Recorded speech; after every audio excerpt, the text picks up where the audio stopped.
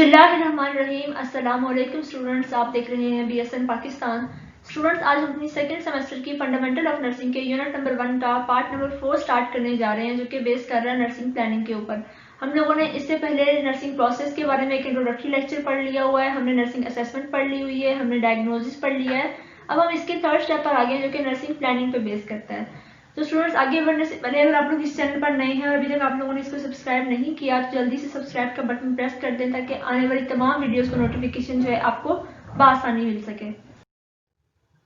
Students, ये कुछ question है जो कि अभी कंटेंट में पूछे गए हैं। हम वन बाय वन इन तमाम क्वेश्चंस को सेम लेक्चर में डिस्कस करेंगे। इसके अलावा कुछ क्वेश्चंस ऐसे भी हैं जो कि आपके कंटेंट में नहीं थे, लेकिन मैंने उनको डिस्कस कर दिया है, तो हम उन क्वेश्चंस को भी सेम लेक्चर में डिस्कस करेंगे। तो लेक्चर को कंप्लीट एंड तक देखिएगा, ताकि आप लोगों के जितने भी क्वेश्चन हैं वो तमाम क्लियर हो सके। तो फर्स्ट क्वेश्चन हमारा क्या है, define outcome identification and planning. कि आउटकम आइडेंटिफिकेशन क्या होती है और प्लानिंग किसे बोलते हैं। ठीक है, हम फर्स्ट क्वेश्चन में इसको डील करेंगे। सेकंड हमारा क्या है, explain the purposes of outcome identification and planning. कि हम जो है आउटकम आइडेंटिफाई क्यों करते हैं और प्लानिंग हम क्यों करते हैं बेसिकली। थर्ड क्वेश्चन है, describe the components of nursing plan of care. कि जब आप नर्सिंग प्लान ऑफ केयर बनाते हैं तो उसके कंपोनेंट कितने होते हैं, हम तमाम कंपोनेंट्स पढ़ेंगे, हम उनकी डेफिनेशन पढ़ेंगे और फिर हम नर्सिंग प्लान ऑफ केयर किस तरह से बनाते हैं हम उसको डिस्कस करेंगे। Use of functional health approach to plan client care. कि किस तरह से हम एक नर्सिंग केयर प्लान को डेवलप कर सकते हैं और किस तरह से हम पेशेंट को केयर प्रोवाइड कर सकते हैं। सबसे पहले हम अपना देख लेते हैं जो हमने डिफाइन करना था आउटकम आइडेंटिफिकेशन को। तो आउटकम आइडेंटिफिकेशन क्या होती है, refers to the formulation of specific, measurable, achievable, realistic and time framed outcomes. Outcome क्या होती है, नताइज आपको क्या मिलेंगे, क्या आपको जो है इससे रिजल्ट हासिल होंगे। ठीक है, तो क्या होगा, हमने क्या करना है, हमने फॉर्मुलेट करना है कुछ स्पेसिफिक, कुछ मेजरेबल, अचीवेबल जिनको अचीव किया जा सके, रियलिस्टिक होनी चाहिए, ऐसा नहीं कि फैंटेसी की किसी वर्ड की होनी चाहिए, एंड टाइम फ्रेम के इतने टाइम में हमने इन चीज़ों को अचीव कर लेना है। ठीक है, तो ये हमारे पास स्मार्ट आउटकम्स भी बोलते हैं इसको। ये ऐसा यहाँ पे पूछा तो नहीं गया था, यहाँ पे सिर्फ डेफिनेशन थी, लेकिन आप लोगों के जो एग्जाम के पॉइंट ऑफ व्यू से अगर हम देखें तो ये काफ़ी इंपॉर्टेंट क्वेश्चन है कि स्मार्ट आउटकम्स हम किन्हें बोलते हैं। ठीक है, तो फर्स्ट जो है हमारे पास एस फॉर क्या है, स्पेसिफिक। स्पेसिफिक क्या होना चाहिए कि आपके आउटकम को स्पेसिफिक होना चाहिए। The outcome must be clearly defined and understandable to all team members. कि जितने भी आपकी टीम मेंबर्स हैं, आपकी टीम मेंबर के अंदर हेल्थ केयर प्रोफेशनल आ सकते हैं, आपके जितने भी पैरामेडिक स्टाफ आ सकता है, इसके अलावा जो इंडिविजुअल है, जो क्लाइंट है आपका वो आ सकता है, इसके अलावा जो सपोर्ट पीपल हैं उसके वो तमाम लोग आ सकते हैं। कि जितने भी आपके आउटकम्स हैं वो डिफाइंड होने चाहिए और वो तमाम हेल्थ टीम मेंबर्स को और इसके अलावा जो आपके सपोर्ट पीपल हैं क्लाइंट के, उन सबको समझ आनी चाहिए उनकी। देन आपके आउटकम को मेजरेबल होना चाहिए। The team must be able to determine if the outcome is attainable and what improvement or movement must be accomplished. ठीक है, कि उनको पता होना चाहिए कि आउटकम जो है वो अटेनेबल है या नहीं है। जब वो अटेन हो जाएगी तो हमें पता चलेगा कि क्या हमें इंक्रीज हुआ है उसके अंदर, डिक्रीज हुआ है उसके अंदर, उसके साइज इंक्रीज हुआ है, कम हुआ है, ठीक है, या फिर उसके नंबर में चेंजेस आई हैं। ठीक है, कि जितनी भी आपकी आउटकम होनी चाहिए वो आपकी मेजरेबल होनी चाहिए। जैसे कि अगर हम बात करते हैं कि एक क्लाइंट जो है वो अगले 20 दिन के बाद जो है वो 10 पाउंड जो है वेट गेन करेगा, तो 10 पाउंड हमने क्या किया, हमारी जो आउटकम थी वो मेजरेबल थी, हमने उसको पहले से मेजर किया हुआ था। देन अचीवेबल का क्या मतलब होता है, all team member determine what the outcome should be. सबको पता होना चाहिए कि आउटकम क्या होनी चाहिए और सबको पता होना चाहिए कि उसको किस तरह से अचीव करना है। ऐसा ना हो कि वो अचीवेबल ही ना हो। ऐसा तो नहीं हो सकता ना कि एक क्लाइंट एक हफ्ते के अंदर 20 से 30 पाउंड या 40 पाउंड वेट कम कर सकता है अपना। ठीक है, तो उसको आपके आउटकम को जो है वो अचीवेबल भी होना चाहिए कि उसको वो अचीव कर सके। देन रियलिस्टिक होना चाहिए। The team agrees that the outcome can be achieved with the current clinical condition and resources available. कि आपकी टीम को, आपके हेल्थ केयर प्रोफेशनल को और आपके सपोर्ट पीपल को, इवन आपके इंडिविजुअल को भी पता होना चाहिए कि जो आपने आउटकम बनाई है वो अचीवेबल है, वो रियलिस्टिक है। देखिए ना, अगर वो रियलिस्टिक नहीं है कि हमारा जो क्लाइंट है उसके पास इतनी जो है वो रिसोर्सेज नहीं है, या फिर उसकी क्लिनिकल कंडीशन ऐसी नहीं है कि वो उसको अचीव कर सके।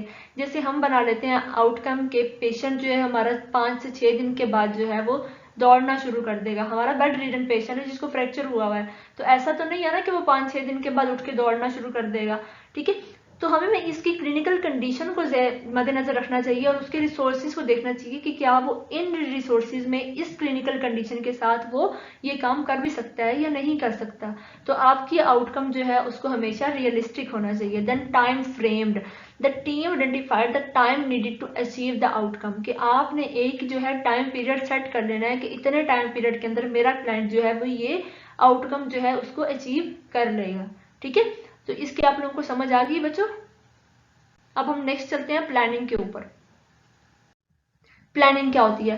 Planning is a deliberative systematic phase of the nursing process that involve decision making and problem solving, कि हम जो है किसी भी प्रॉब्लम को, जैसे हमने बात की थी कि हम डायग्नोसिस में प्रॉब्लम को असेस करते हैं, हमें पता चलता है कि प्रॉब्लम क्या थी पेशेंट की, हम उस पेशेंट की प्रॉब्लम के मुताबिक एक डायग्नोस्टिक स्टेटमेंट बना देते हैं। जब हम वो स्टेटमेंट बनाते हैं तो फिर हम उस प्रॉब्लम को सॉल्व करने के लिए हम एक डिसीजन बनाते हैं, हम प्लान करते हैं कि हमने क्या करना है आइंदा जो ये प्रॉब्लम जो है ये खत्म हो जाए। ठीक है, तो हमारे पास नर्सिंग प्रोसेस के 5 फेजेस यहाँ मैंने आपको दिखाए हैं, जैसे हमने एड पाई कहा था, असेसमेंट है, डायग्नोसिस है, प्लानिंग है जो कि हम आज डिस्कस कर रहे हैं, इम्प्लीमेंटेशन है एंड इवेल्युएशन है। ठीक है, तो ये 5 फेजेज है हमारे और आज हम अपना थर्ड वाला फेज जो है वो हम कर रहे हैं। ठीक है, देन टाइप्स ऑफ प्लानिंग आती हैं। प्लानिंग की बेसिकली 3 टाइप्स होती हैं। सबसे पहले हमारे पास इनिशियल प्लानिंग होती है। इनिशियल प्लानिंग क्या होती है? Develop initial comprehensive plan of care, कि जब हमारे पास पेशेंट शुरू में आता है तो हम उस वक्त जो है एक डिटेल्ड प्लान ऑफ केयर उसकी नीड के अकॉर्डिंग जो सेट करते हैं वो क्या है, वो उसके लिए इनिशियल प्लानिंग है। बिगन आफ्टर इनिशियल असेसमेंट, कि जैसे ही आप इनिशियल असेसमेंट करते हैं वैसे ही आपकी इनिशियल प्लानिंग जो है वो शुरू हो जाती है, कि आप जब असेस करते हैं कि पेशेंट को ये प्रॉब्लम है और आपने उस प्रॉब्लम को एड्रेस करने के लिए आप प्लानिंग करते हैं स्पेसिफिक। देन सेकंड आपकी है on going planning.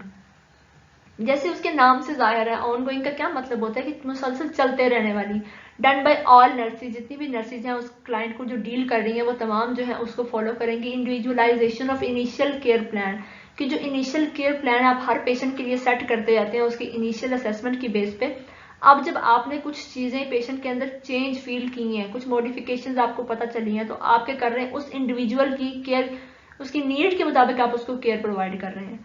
At the beginning of a shift, कब होती है? जब आप एक शिफ्ट स्टार्ट कर रहे होते हैं, जैसे कि मॉर्निंग की शिफ्ट होती है, इवनिंग की शिफ्ट होती है, नाइट शिफ्ट होती है, तो उस वक्त जो आप प्लानिंग सेट कर रहे होते हैं कि मैंने इस अपनी ड्यूटी के दौरान इस पेशेंट को ये मेडिकेशन लगानी है, मैंने इसकी इस तरह से वाइटल साइन जो मॉनिटर करने हैं इस तरह से, और ये लैब जो है मैंने पेशेंट की जो है वो प्रॉपर करनी है, मैंने उसके जो है वो प्रोग्रेस नोट्स जो है वो मैंने डालने। तो आप जो है अपनी शिफ्ट के शुरू में जो है आप जो प्लानिंग करते हैं वो क्या है, आपकी ऑन गोइंग प्लानिंग होती है।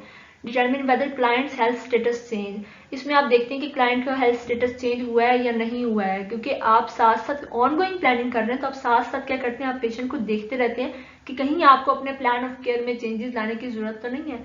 अगर जरूरत है तो आप उसी वक्त अपने प्लान ऑफ केयर जो है उसको मॉडिफाई कर सकते हैं। देन है set priorities for clients care during the shift, कि शिफ्ट के दौरान आप क्या करते हैं, आप प्रायोरिटी सेट करते हैं कि इस क्लाइंट को सबसे पहले किस चीज़ की जरूरत है। क्या ऐसा तो नहीं है कि मुझे इसका बीपी सबसे पहले लेना चाहिए या इसका जो है बीएसआर मुझे सबसे पहले ले लेना चाहिए, फिर इसको खाना खिलाना चाहिए अगर इसकी जो है वो शुगर लेवल कम आ रहा है तो। देन है decide which problem to focus on, कि किस प्रॉब्लम पे आपको सबसे पहले आपको फोकस करना चाहिए। ठीक है, तो आप उस प्रॉब्लम पे सबसे पहले फोकस करते हैं। Coordinate nurses activities so that more than one problem can be address at each client contact, आप क्या करते हैं, आप नर्सेज एक्टिविटीज को कोऑर्डिनेट करते हैं। ठीक है, जब आप कोऑर्डिनेशन में काम करते हैं तो क्या होता है कि एक टाइम पे एक से ज्यादा जो है वो प्रॉब्लम को आप सॉल्व कर सकते हैं जब आप क्लाइंट को एड्रेस कर रहे होते हैं। ठीक है, तो ये आपकी ऑनगोइंग प्लानिंग हो गई। देन है डिस्चार्ज प्लानिंग। डिस्चार्ज प्लानिंग में क्या होता है, process of anticipating and planning for needs after discharge. अब आप पेशेंट को हॉस्पिटल से डिस्चार्ज करने लगे हैं तो उस दौरान में आप क्या करेंगे, आप देखेंगे कि आपका पेशेंट जो है घर जाके किस तरह से केयर जो है वो अपनी कर सकता है या उसके सपोर्ट पीपल किस तरह की केयर उसको प्रोवाइड कर सकते हैं। Address in each clients care plan, ठीक है, कि हर क्लाइंट के केयर प्लान के अंदर जो है आपका डिस्चार्ज प्लानिंग शामिल होती है। Begin at first client contact, ये कब शुरू होती है, जब आप क्लाइंट का फर्स्ट क्लाइंट कॉन्टैक्ट आपका होता है क्लाइंट के साथ, तो आपको पता होता है कि जब इस क्लाइंट को मैंने डिस्चार्ज करना है तो उसको मैंने किस तरह से एक प्लान बनाकर उसको मैंने डिस्चार्ज करना है। Involve comprehensive and on going assessment, अब इसके अंदर क्या होती है, मुसलसल एक असेसमेंट होती है कि आप क्लाइंट को देखते रहते हैं कि किस तरह से उसकी नीड्स चेंज हो रही है, किस तरह से उसकी रिक्वायरमेंट जो है बॉडी की वो चेंज हो रही है, किस तरह से वो जो है आउटकम्स को अचीव कर रहा है, और आपको अपने प्लान ऑफ केयर के अंदर मॉडिफिकेशंस करने की जरूरत है। तो डिस्चार्ज प्लानिंग बेसिकली क्या होती है, जो आप पेशेंट को डिस्चार्ज करते वक्त जो आप प्लान बताते हैं उसको आप देखते हैं ना, डिस्चार्ज कार्ड जो पेशेंट को हम देते हैं, हम उसके ऊपर क्या क्या मेंशन करते हैं, हम उसको बताते हैं कि उसने वो मेडिकेशन किस टाइम लेनी है, उसने अपनी डाइटरी गाइडलाइंस हम उसको देते हैं कि किस तरह से क्या उसने खाना है, किस वक्त क्या खाना है, और क्या चीज़ें हैं जिससे उसने अवॉइड करना है। ठीक है, फिर हम उसको बताते हैं कि उसकी स्लीपिंग हैबिट्स क्या होनी चाहिए, हम उसको एक्टिविटी के बारे में बताते हैं कि किस तरह की एक्टिविटी वो कर सकता है, किस तरह की एक्टिविटी वो नहीं कर सकता है, उसको अपनी सेल्फ हाइजीन के मुताबिक हम बताते हैं कि उसने अपनी सेल्फ केयर एक्टिविटीज़ करनी है, उसने कितना किस हद तक एक्टिविटीज ऑफ डेली लिविंग में पार्टिसिपेट करना है। तो ये जितनी भी प्लानिंग है ये पेशेंट की क्या होती है, ये डिस्चार्ज प्लानिंग होती है। ठीक है, इसके अलावा इसके अंदर ये भी चीजें आती हैं कि पेशेंट जो है जब घर जा रहा है तो किस वे के थ्रू जा रहा है, उसको व्हील चेयर पर लेके जा रहे हैं, उसको बेड पर लेके जा रहे हैं, उसको लेकर कौन जा रहा है, ठीक है, या उसको आगे से वो किस तरह से जा रहा है, ट्रांसपोर्ट सिस्टम क्या है उसका, वो एम्बुलेंस में जा रहा है, वो पर्सनल कन्वेंस पे जा रहा है। ठीक है, तो ये सब कुछ किसके अंदर आता है, डिस्चार्ज प्लानिंग के अंदर आता है। देन हमारा सेकंड क्वेश्चन है बच्चों, purpose of planning and outcome identification, कि आउटकम आइडेंटिफिकेशन और प्लानिंग के क्या पर्पस है। तो फर्स्ट पर्पस क्या है, provide adequate direction to ensure quality nursing care for the individual client, कि इंडिविजुअल क्लाइंट को क्वालिटी नर्सिंग केयर मिलती है, कि जो एक स्टैंडर्ड नर्सिंग केयर है जो कि बुक्स में लिटरेचर में डिस्क्राइब कर दी गई है, जो हमारी प्रैक्टिस में लोग प्रैक्टिस कर रहे हैं, हमने वो quality nursing care individual client को देनी है। ठीक है, present a vehicle to improve staff communication, ये क्या करता है, जब हम प्लानिंग करते हैं तो इससे क्या होता है कि स्टाफ की आपस में कम्युनिकेशन जो है वो इम्प्रूव होती है, वो लोग प्लान करते हुए आपस में जब बातचीत करते हैं तो उससे क्या होता है, जो हमारे स्टाफ है उनके कम्युनिकेशन स्किल जो है वो इम्प्रूव होते हैं। Provide continuity in delivery of care, कि जब आपके पास एक रिटर्न प्लान ऑफ केयर आ जाता है ना, तो उससे क्या होता है कि एक कंटिन्यूटी आपको मिल जाती है कि मैंने ये स्टेप कर लिया हुआ है, अब मैंने नेक्स्ट स्टेप पे जो है फर्दर मूव करना है। जब आप रिटर्न फॉर्म में आपके पास एक स्केच आ जाता है ना, तो आपको समझ आ जाती है कि मुझे इसके बाद ये स्टेप फॉलो करने हैं। ठीक है, तो एक कंटिन्यूटी मिल जाती है डिलीवरी ऑफ केयर के अंदर। फोर्थ वन क्या है, involve patient and support people in action which are required for treatment, कि इसके अंदर हम पेशेंट को अगर पॉसिबिलिटी है, पेशेंट खुद से इन्वॉल्व हो सकता है तो हम पेशेंट को इन्वॉल्व करते हैं, उसके अलावा जो उसके सपोर्ट पीपल हैं हम उनको इन्वॉल्व करते हैं जहां जहां हमें ट्रीटमेंट में उन लोगों की जरूरत पड़ती है। देन क्या है, it helps to maintain a therapeutic nurse clients relationship, जब हम प्लानिंग कर रहे होते हैं तो जो क्लाइंट है और जो सपोर्ट पीपल हैं वो नर्स के साथ कम्युनिकेट करते हैं, जब वो कम्युनिकेट करते हैं तो therapeutic nurse client relationship buildup होता है, जो कि पेशेंट के ट्रीटमेंट के लिए बहुत ज़्यादा जरूरी होता है और बहुत हेल्पफुल साबित होता है। देन 6 क्या है, provide a realistic pathway to follow and to achieve specific desired goals, कि आपको एक रियलिस्टिक पाथवे मिल जाता है कि अगर मैं इस प्लान ऑफ एक्शन को फॉलो करूंगा तो क्या होगा कि एक स्पेसिफिक और डिजायर्ड गोल जो मैंने सेट किए हैं वो मैं अचीव कर पाऊंगा। देन 7 क्या है, serve as criteria for evaluating clients progress, आपको क्लाइंट की प्रोग्रेस के बारे में एक क्राइटेरिया मिल जाता है कि अगर मैं इस क्राइटेरिया के मुताबिक काम करता जाऊंगा तो मेरी क्लाइंट में प्रोग्रेस आती जाएगी, और अगर क्लाइंट के अंदर प्रोग्रेस नहीं आती है तो आप अपने प्लान ऑफ केयर को चेंज करते जाओगे उसकी नीड के अकॉर्डिंग। देन है, enable the client and nurse to determine when the problem has been resolve, client और नर्स को इस बात का पता चल जाता है कि किस वक्त जो है आपकी प्रॉब्लम रिजॉल्व हो चुकी है, जब आप प्लानिंग या आउटकम आइडेंटिफिकेशन कर लेते हैं। जब आपने जितनी भी आउटकम्स डिजाइन की थी वो सारी की सारी अचीव होती हैं तो आपको समझ में आ जाता है कि मेरी प्लानिंग जो थी वो ठीक थी और प्रॉब्लम जो है अब रिजॉल्व हो चुकी है। ठीक है, तो ये आपके तमाम पर्पसेस थे प्लानिंग के और आउटकम आइडेंटिफिकेशन के, कि जब आप आउटकम आइडेंटिफाई कर लेते हैं, आप नताइज पहले से लिख लेते हैं कि मुझे इस काम को करने से ये नताइज हासिल होने चाहिए। ठीक है, तो क्या होता है कि आपको एक अच्छा सा पाथवे मिलता है जिसको आप फॉलो करते हुए क्या होता है कि पेशेंट की प्रॉब्लम को सॉल्व कर लेते हैं। ठीक है, देन प्लानिंग हम करते किस तरह से, स्टूडेंट नर्सिंग केयर प्लान जो होता है उसके फॉलोइंग कंपोनेंट्स होते हैं। हमने भी पढ़ा था ना कि हम नर्सिंग केयर प्लान के कंपोनेंट्स पढ़ेंगे, हमारा थर्ड क्वेश्चन था। ठीक है, तो हम उसको देखते हैं। तो हमारे पास सबसे पहले इसमें असेसमेंट आती है पेशेंट की, देन डायग्नोसिस हम इसमें लिखते हैं जब हम केयर प्लान लिख रहे हैं। ठीक है, उसके बाद हम इसमें एक्सपेक्टेड आउटकम्स लिखते हैं, देन हम इसमें इंटरवेंशन लिखते हैं, रैशनल लिखते हैं और इवेल्युएशन लिखते हैं। ठीक है। ये प्लानिंग का प्रोसेस नहीं है, ये आपके पास नर्सिंग केयर प्लान है, उसके जो है कंपोनेंट्स हैं, ठीक है। ये कंफ्यूज आप लोगों ने नहीं होना कि ये प्लानिंग प्रोसेस के ये चीजें आती हैं। प्लानिंग प्रोसेस के अंदर इस तरह से असेसमेंट और डायग्नोसिस नहीं आती है। नर्सिंग केयर प्लान जब आप लिखते हैं ना, तो उसके फॉर्मेट के अंदर आपके पास असेसमेंट का एक बॉक्स होता है, उसके अंदर डायग्नोसिस का एक बॉक्स होता है, एक्सपेक्टेड आउटकम्स आप लिखते हैं, जो मैंने आपको पीछे आउटकम आइडेंटिफिकेशन का स्टेप बताया। देन आप इसमें इंटरवेंशन लिखते हैं, फिर आप रेशनल लिखते हैं, फिर आप इवेल्युएशन लिखते हैं। हम वन बाय वन इन तमाम टर्म्स को आगे डिस्कस करते हैं, तो कंफ्यूज नहीं होना यहाँ पे, ठीक है।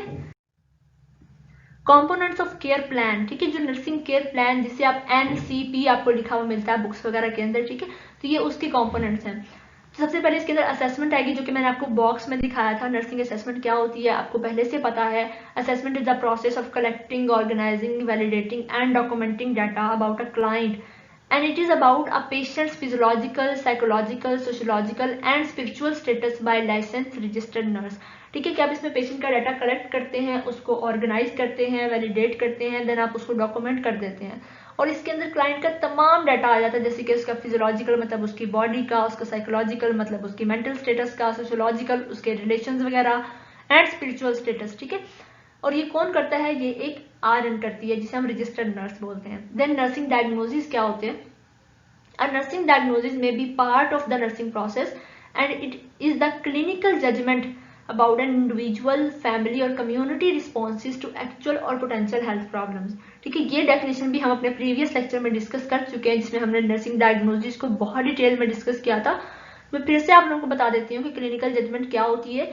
नर्सिंग डायग्नोसिस हम एक जजमेंट बनाते हैं, हम एक स्टेटमेंट बनाते हैं। किस हवाले से बनाते हैं? हम इंडिविजुअल को, उसकी फैमिली को, कम्युनिटी को, हम उनको बेस करते हुए हम एक स्टेटमेंट बनाते हैं। कैसे बनाते हैं? उनके रिस्पॉन्सेज को देखते हैं कि वो किस तरह का रिस्पॉन्स देते हैं जब एक्चुअल हेल्थ प्रॉब्लम आती है या जो पोटेंशियल हेल्थ प्रॉब्लम आती है, ठीक है।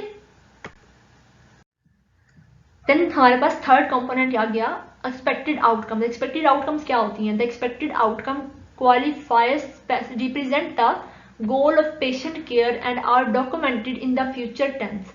अब एक्सपेक्टेड आउटकम क्या होती है?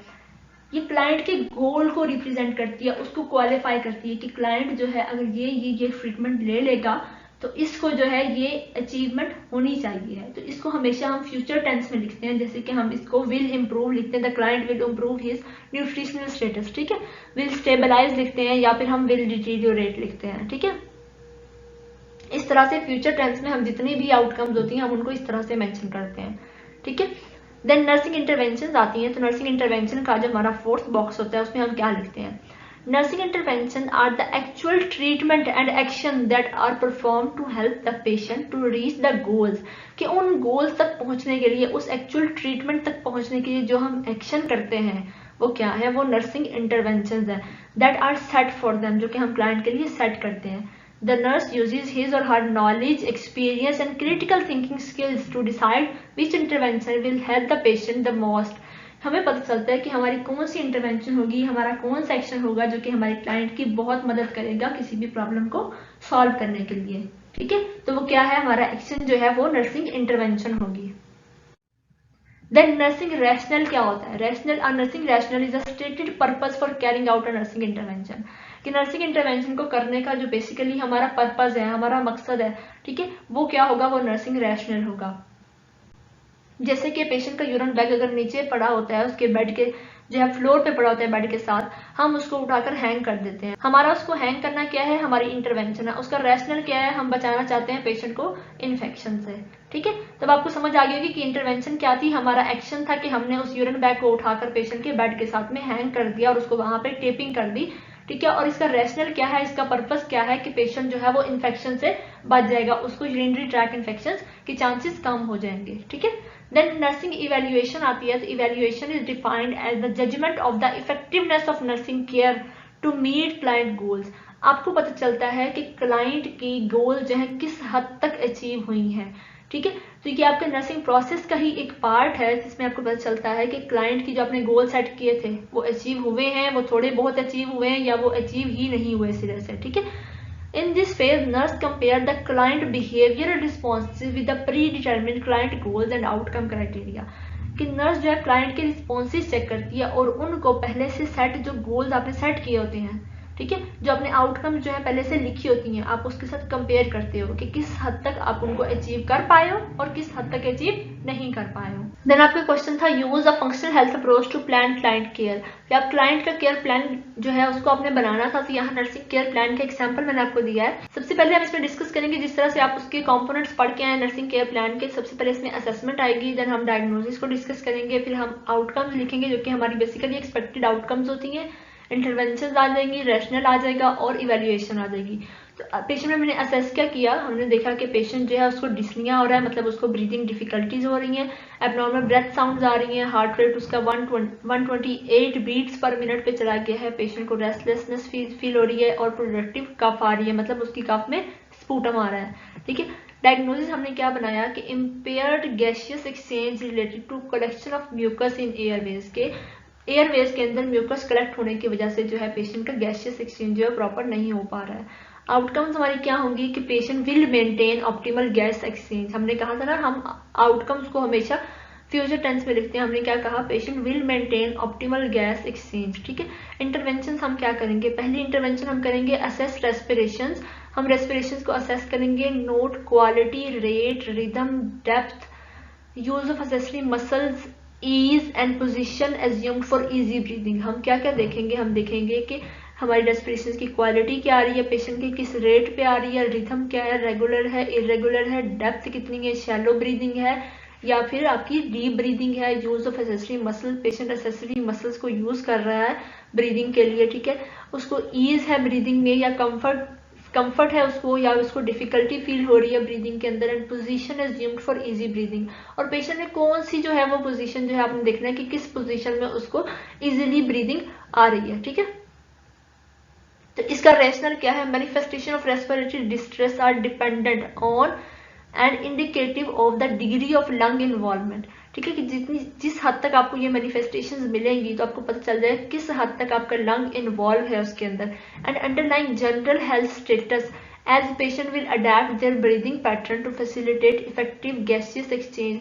आप देखें कि पेशेंट किस पोजीशन में अपने आप को मूव कर रहा है, वो बैठा हुआ है, वो खड़ा हुआ है या वो लेटा हुआ है, किस तरह से वो अपनी पोजीशन उसने चेंज की है, जिससे क्या होगा कि उसके ब्रीदिंग पैटर्न जो है उसको फैसिलिटेशन मिलेगी।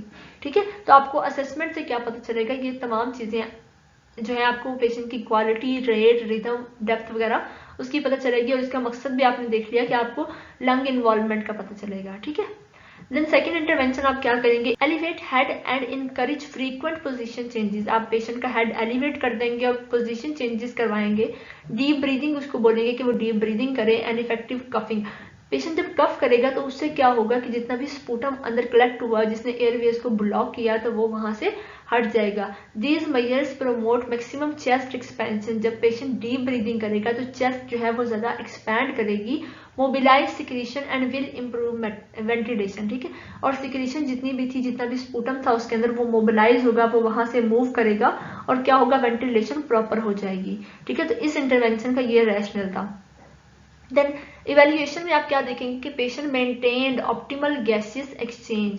ठीक है, कि पेशेंट ने जो है था वो ऑप्टिमल गैसियस एक्सचेंज जो था उसको अचीव कर लिया था विद नॉर्मल रेस्पिरेटरी रेट, कि नॉर्मल रेस्पिरेटरी रेट उसका आ गया था, डिस्निया उसका जो था वो खत्म हो गया था। अब यहाँ पे डिस्निया पॉजिटिव था, यहाँ पे डिस्निया क्या था, नेगेटिव था। इफेक्टिव कफिंग टेक्निक्स जो थी वो क्लाइंट ने फॉलो कर ली थी। ठीक है, देन आपके पास आता है types of nursing care plan. ये आपके कंटेंट का क्वेश्चन नहीं था, लेकिन मैंने डिस्कस कर दिया क्योंकि काफी इंपॉर्टेंट क्वेश्चन है पेपर पॉइंट ऑफ व्यू से। ठीक है, तो नर्सिंग केयर प्लान की टाइप्स है, हम पहले किसकी टाइप्स पढ़ के आए, हमने प्लानिंग की टाइप्स पढ़ी, नर्सिंग प्लानिंग की टाइप्स। उसमें हमने इनिशियल प्लानिंग पढ़ा था, हमने ऑन गोइंग प्लानिंग पढ़ा था और हमने डिस्चार्ज प्लानिंग पढ़ा था। अब हम नर्सिंग केयर प्लान की जो है वो टाइप्स पढ़ रहे हैं, जिसमें इनफॉर्मल नर्सिंग केयर प्लान है, फॉर्मल है, स्टैंडर्ड है और इंडिविजुअलाइज केयर प्लान है। इनफॉर्मल नर्सिंग केयर प्लान में क्या आता है कि ये वो प्लान ऑफ एक्शन है जिसको किसी भी जगह पे लिखा नहीं हुआ, ये सिर्फ नर्स के माइंड में है। ठीक है, जिसे नर्स ने खुद से देखा है कि उसकी पेशेंट जो है वो बहुत ज्यादा थकी हुई है, तो नर्स ने अब सोच लिया है कि मैं जो अपनी टीचिंग को जो मैंने री इन्फोर्स करना था, जो मैं पेशेंट को टीच कर रही थी, वो मैं कब करूं, जब पेशेंट मेरी रेस्ट कर ले। जब वो रेस्ट कर लेगी, वो काम हो जाएगी, सेटिस्फाइड हो जाएगी, कंफर्ट में होगी, उस वक्त मैं उसको री इन्फोर्स कर लूँ अपनी टीचिंग के लिए। ठीक है, फॉर्मल नर्सिंग केयर प्लान क्या होता है, is written guide that organizes information about the client care, it provides continuity of care. कि जो रिटन फॉर्म में ऑर्गेनाइज केयर प्लान है उसे हम फॉर्मल नर्सिंग केयर प्लान बोलते हैं। Then standardize nursing care plan होता है। स्टैंडर्डाइज नर्सिंग केयर प्लान वो केयर प्लान होता है जो कि आपने हर पेशेंट के लिए एक स्टैंडर्ड सेट कर दिया कि मेरे पास जो जो पेशेंट आएगा मेरे हॉस्पिटल में, मेरी फैसिलिटी में, ये केयर तो उनको मस्ट प्रोवाइड की जाएगी। Standardize care plan specify the nursing care for groups of client with common needs.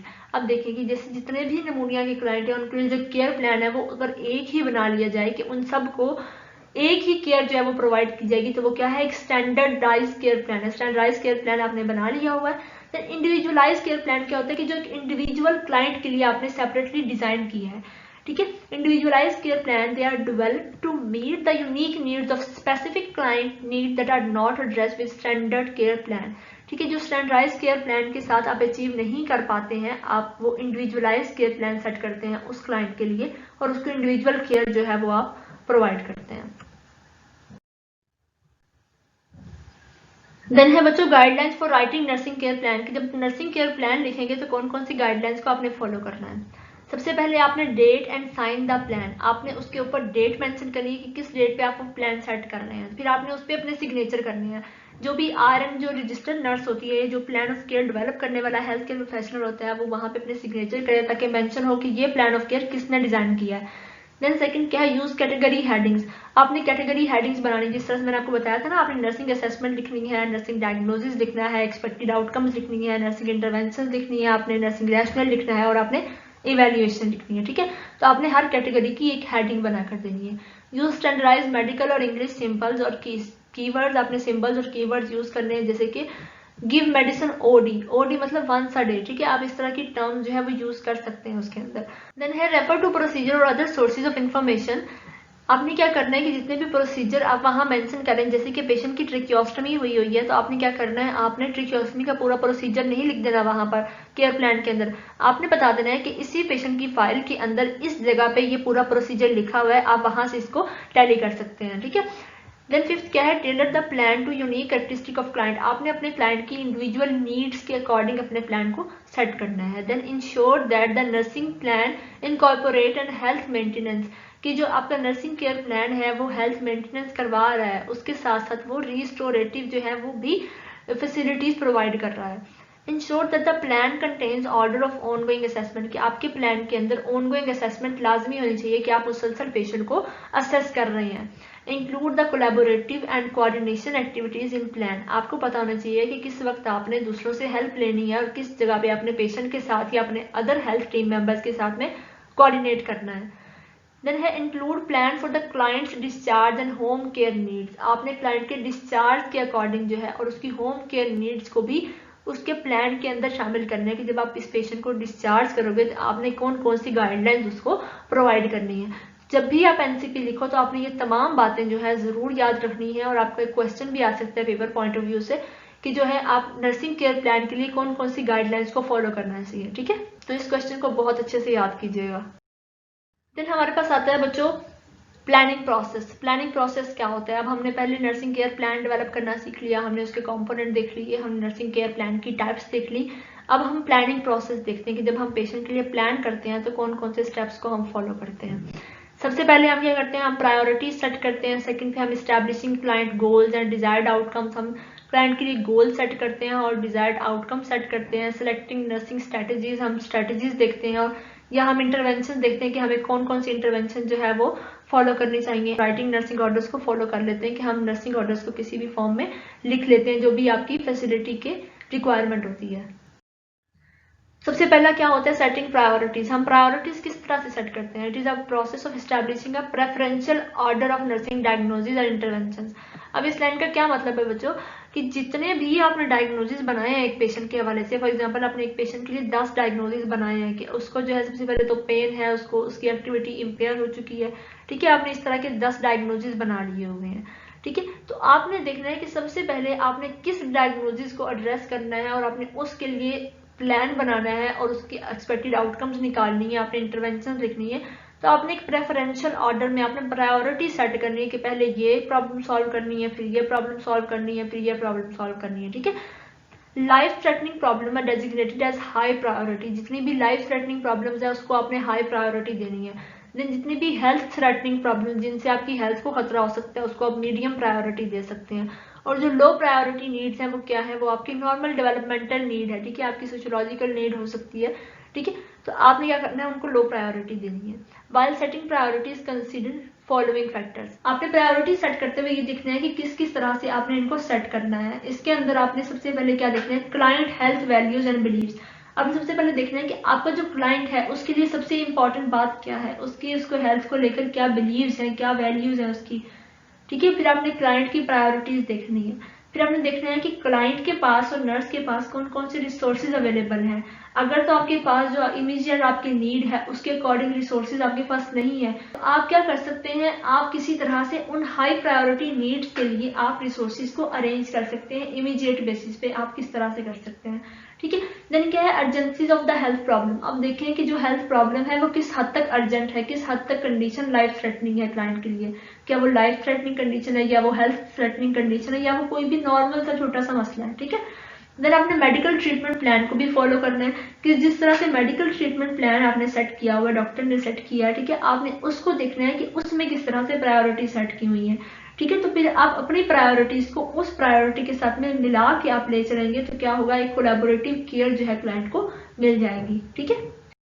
Then second step क्या है हमारे पास, establishing client goals and desired outcomes. तो आफ्टर एस्टैब्लिशिंग प्रायोरिटी, जब आप प्रायोरिटी सेट कर लेते हैं तो हम क्या करते हैं, हम गोल सेट करते हैं कि हम सबसे पहले किस गोल को अचीव करेंगे। अब गोल क्या होता है, goal can be defined as broad statement about the client status, कि क्लाइंट के स्टेटस के हवाले से जो ब्रॉड स्टेटमेंट आप बनाएंगे वो क्या है, वो गोल है कि जिसको आपने अचीव करना है। Desired outcomes are more specific observable criteria and used to evaluate whether the goal have been met or not, ठीक है। हमने बात की थी ना, जब हम आउटकम आइडेंटिफिकेशन करते हैं तो हम किस तरह से, वो स्मार्ट आउटकम्स होती हैं, मीन वो स्पेसिफिक होनी चाहिए, वो मेजरेबल होनी चाहिए, वो अचीवेबल होनी चाहिए, वो रियलिस्टिक होनी चाहिए और वो टाइम फ्रेम्ड होनी चाहिए, ठीक है। तो जो हमारी आउटकम है वो स्पेसिफिक होनी चाहिए और हमें आउटकम से ये पता चल जाना चाहिए कि हमारी गोल जो है वो अचीव हुई है या नहीं हुई है, ठीक है। तो गोल क्या है हमारे पास, ब्रॉड होती है, जैसे कि हमने किसी पेशेंट का गोल सेट किया, इंप्रूव न्यूट्रिशनल स्टेटस। अब ये एक ब्रॉड टर्म आ गई, किस हद तक न्यूट्रिशनल स्टेटस जो क्लाइंट का इंप्रूव होना है या नहीं होना, ठीक है। देन डिजायर्ड आउटकम क्या होगी, ये एक स्पेसिफिक टर्म आ जाती है, जैसे कि गेन 5 पाउंड बाय April 25, कि April 25 तक आपका पेशेंट जो है वो 5 पाउंड वेट जो है वो गेन कर लेगा। ये क्या है, एक स्पेसिफिक आपने सेट कर दिया पॉइंट, ठीक है। They are sometime combined into one statement linked by word as evidenced by. आप क्या करते हैं, आप गोल को और डिजायर्ड आउटकम को कंबाइन कर देते हैं एक ही स्टेटमेंट बनाने के लिए। उसमें आप क्या वर्ड यूज करते हैं, एज एविडेंस्ड बाय, ठीक है। जैसे नीचे एग्जांपल दी हुई है, इंप्रूव न्यूट्रिशनल स्टेटस, क्या है आपका गोल आ गया, एज एविडेंस्ड बाय आपने बीच में ऐड किया weight gain of 5 pound by April 25, ठीक है। तो आपने क्या किया, आपने एज एविडेंस लगा के आपने इन दोनों को सेम स्टेटमेंट में कंबाइन कर दिया, गोल को और डिजायर्ड आउटकम को। देन हमारे पास आती है types of goals. Types of goals कितनी तरह की होती हैं, दो तरह की गोल्स होती हैं, शॉर्ट टर्म गोल्स होती हैं, लॉन्ग टर्म गोल्स होती हैं। वो गोल्स जिनको अचीव करने में हमें काफी लंबा अरसा लगे उन्हें हम लॉन्ग टर्म गोल्स बोलते हैं। जैसे कि क्या है हमारे पास, client will regain full use of right arm in 8 weeks. हमारा जो क्लाइंट है उसका फॉर एग्जाम्पल उसका जो राइट आर्म है वो फ्रैक्चर हुआ है, तो हम क्या करेंगे, वो फुल यूज कब तक गेन करेगा, वो 8 वीक्स उसको मिनिमम लगेंगे अपने राइट आर्म का फुल यूज करने में। ये हमारा क्या है, लॉन्ग टर्म गोल है। देन शॉर्ट टर्म गोल क्या होगा, is something you want to do in the near future. Near future में क्या होगा, इन द सेम कॉन्टेक्स्ट, इसी कॉन्टेक्स्ट में इसी प्रॉब्लम में देखते हुए हम क्या कहेंगे, शॉर्ट टर्म गोल क्या होगी, client will raise arm to shoulder height by Saturday, कि क्लाइंट सैटरडे तक अपना जो आर्म है उसको थोड़ा सा रेज कर सकेगा, ठीक है। तो ये हमारी दो तरह की गोल्स होगी, short term and long term goals, ठीक है। हमारा थर्ड स्टेप क्या है, प्लानिंग प्रोसेस के अंदर selecting nursing intervention and activities की। नर्सिंग इंटरवेंशन हम कौन कौन सी सिलेक्ट करेंगे और कैसे सिलेक्ट करेंगे। Nursing intervention and activities are the actions a nurse perform to achieve client goals, कि क्लाइंट के गोल्स को अचीव करने के लिए हम जो भी एक्शन परफॉर्म करते हैं वो क्या है, इंटरवेंशन है। हम पहले भी डिस्कस कर चुके हैं। The specific strategies chosen should focus on eliminating और reducing the etiology of nursing diagnosis, कि जो भी नर्सिंग डायग्नोसिस था उससे जो भी प्रॉब्लम आई थी आपने बेसिकली उसको रिड्यूस करना है या उसको एलिमिनेट करना होता है, ठीक है। तो नर्सिंग इंटरवेंशन की भी 3 तरह की टाइप्स होती है। इंडिपेंडेंट इंटरवेंशन जो कि नर्स की प्रैक्टिस के स्कोप के अंदर आती है, जैसे कि are those activities that nurses are license to initiate on the basis of their knowledge and skills, की नर्सेज अपनी नॉलेज और स्किल्स की बेस पे उनको खुद से कर सकती हैं, ठीक है, उनको इसके लिए किसी की भी सुपरविजन की जरूरत नहीं होती, ठीक है। देन डिपेंडेंट इंटरवेंशन कौन सी होती हैं, are the activities that are carried out under physician order, जो डॉक्टर के ऑर्डर के अंडर जो आपने काम करना होता है। कोलैबोरेटिव इंटरवेंशन क्या होती हैं, जो कि वो एक्टिविटीज जो नर्स क्या करती है अपने अदर हेल्थ टीम मेंबर के कोलैबोरेशन में जो काम करती है वो क्या है, कोलैबोरेटिव इंटरवेंशन होती हैं, ठीक है। देन फोर्थ हमारे पास क्या आता है, राइटिंग नर्सिंग ऑर्डर्स आते हैं। Nursing orders are instruction for specific activities the nurse perform to help the client to meet established healthcare goals। कि हेल्थ केयर गोल्स को अचीव करने के लिए आप जो भी इंस्ट्रक्शन उस क्लाइंट की फाइल के ऊपर मेंशन करते हैं वो क्या है, वो नर्सिंग ऑर्डर्स है, ठीक है। तो जब भी आपने नर्सिंग ऑर्डर लिखना है तो आपने क्या करना है, आपने उसके अंदर कुछ कंपोनेंट्स मेंशन करने होते हैं। जैसे आपने उसमें डेट मेंशन करनी होती है, जैसे यहाँ पे डेट मेंशन की हुई है, आपने एक्शन वर्ब मेंशन करना होता है कि कौन सा एक्शन आपने परफॉर्म करना है। जैसे यहाँ एक्शन वर्ब हमने लिखा हुआ है मॉनिटर, ठीक है, मॉनिटर। आप कंटेंट एरिया क्या मॉनिटर करना है, आपने वाइटल साइन मॉनिटर करने होते हैं, ये आपका कंटेंट एरिया में आ गया कि किस कंटेंट को आपने मॉनिटर करना है। टाइम एलिमेंट किस टाइम पे करना है, आपने हर 4 घंटे के बाद करना है, और यहाँ पर सिग्नेचर आ जाएंगे, ठीक है, लास्ट पे। और सेकंड एक्शन वर्ब आपका क्या लिखा, अस्कल्टेट। अस्कल्टेट किसे करना है, एब्डोमेन को करना है, और एवरी 6 आवर्स आपने करना है, ठीक है। तो यहाँ पर सिग्नेचर आ जाएंगे। तो इस तरह से नर्सिंग ऑर्डर जो है आप मेंशन कर सकते हैं किसी भी क्लाइंट की फाइल के ऊपर, ठीक है। तो आपने चारों स्टेप्स पढ़ ली जो कि प्लानिंग प्रोसेस के अंदर आते हैं। तो बच्चों आज हमने अपने जितने भी क्वेश्चन थे जो कि आपके कंटेंट में थे या जो कंटेंट के अलावा इस चैप्टर के इंपॉर्टेंट क्वेश्चन थे वो तमाम हमने डिस्कस कर लिए हैं। तो लीजिए स्टूडेंट्स, आपका आज का लेक्चर खत्म होता है। आज का लेक्चर पिछले लेक्चर की निस्बत जल्दी खत्म हो गया है। उम्मीद है आप लोगों को इसकी बहुत अच्छी समझ आएगी और इंशाल्लाह ताला अगला लेक्चर जल्द ही आएगा, ठीक है। और अगर आप चाहते हैं कि इस तरह से लेक्चर आप लोगों को मिलते रहें तो चैनल को जरूर सब्सक्राइब कीजिए। अभी तक 54% ऑलमोस्ट स्टूडेंट्स हैं जो कि बगैर सब्सक्रिप्शन के वीडियोस को देख रहे हैं, लाइक कर रहे हैं, लेकिन उनकी बहुत सारे लेक्चर्स यकीनन मिस हो जाते होंगे, उनको सीरीज में लेक्चर नहीं मिलते होंगे। तो अगर आप लोग इस प्रॉब्लम से छुटकारा पाना चाहते हैं तो आप लोग जरूर सब्सक्राइब कीजिए और बेल के आइकन को दबा दीजिए, उसको ऑल पे सिलेक्ट कीजिएगा ताकि आप लोगों को जितने भी नोटिफिकेशन है वो मिल सके बआसानी, ठीक है। वीडियो अगर आपको हेल्पफुल लगी हो तो इसको लाइक कीजिएगा, अपने दोस्तों के साथ शेयर कीजिएगा ताकि वो लोग भी इससे उतना ही फायदा हासिल कर सके जितना कि आप कर रहे हैं। और मुझे कमेंट सेक्शन में जरूर बताइएगा कि आप लोगों को लेक्चर कैसा लगा, और अगर कोई पॉइंट आपका रह जाता है जो कि आप लोगों को समझ में नहीं आता है तो आप लोग मुझे जरूर बताइएगा, हम फिर उसको डिस्कस कर लेंगे नेक्स्ट लेक्चर में, ठीक है। मिलते हैं इंशाल्लाह अगले लेक्चर में, तब तक के लिए अल्लाह हाफिज।